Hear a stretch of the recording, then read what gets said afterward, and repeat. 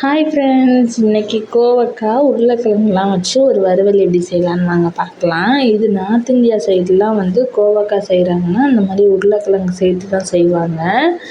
அதுக்கு சட்டி அடுப்பில் வச்சுட்டு கொஞ்சமாக எண்ணெய் சேர்த்துருக்கேன். அது கூடவே சீரகம், கடுகு சேர்த்து வெங்காயம் சேர்த்துக்கலாம்.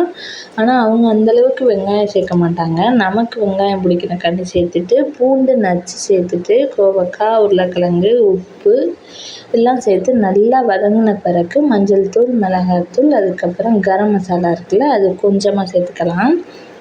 கரம் மசாலா சேர்க்கும்போது டேஸ்ட்டு நல்லாவே இருக்கும். சிம்மில் வச்சு வேக விட்டால் இந்த அளவுக்கு வெந்து வந்த பிறகு ஃபைனலாக கஸ்தூரி மேத்தி இருக்குல்ல, காஞ்ச வெந்தயக்கீரை, அதை இந்த மாதிரி கையிலே க்ரஷ் பண்ணி சேர்த்தா சூப்பரான கோவக்காய் உருளைக்கிழங்கு ஃப்ரை ரெடி ஆயிரும். இது பருப்பு சாதம், சாம்பார் சாதம், ரச சாதம் கூடலாம் வச்சு சாப்பிட அல்டிமேட் டேஸ்ட்டாக இருக்கும். ட்ரை பண்ணி பாருங்கள்.